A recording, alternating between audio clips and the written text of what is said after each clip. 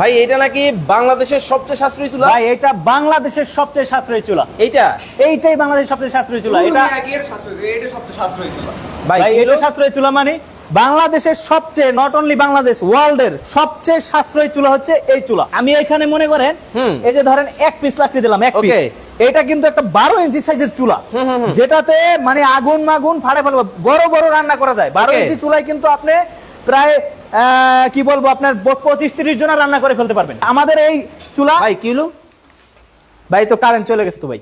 High high, এখন উপায় তো ভাই, ভাই ওই যে ভাই, এই যে ভাই, এখন ভাই দেখেন ভাই, হ্যাঁ কারেন্ট চলে গেছে ভাই, এই চুলা তো ভাই আর চলবে না। ওরে ভাই আপনার চুলা চলে না?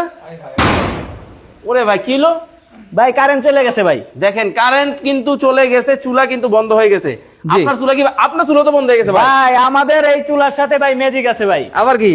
কারেন্ট চলে গেলে আমরা সাথে কি কি দেই? চার্জার, ব্যাটারি, অ্যাডাপ্টার, মানে সবকিছু কিন্তু আমরা সাথে দিয়ে দেই। এই যে প্যাকেজ আমি দেখাই দিলাম, ওকে, আমরা যে কার্টুনটা পাঠাই সেই কার্টুনে কিন্তু এভরিথিং দিয়ে দেই। এরকম একটা ব্যাটারি, সাথে চার্জার, এই যে দেখতে পাচ্ছেন চার্জার, ওকে, অ্যাডাপ্টার সব দিয়ে দেই।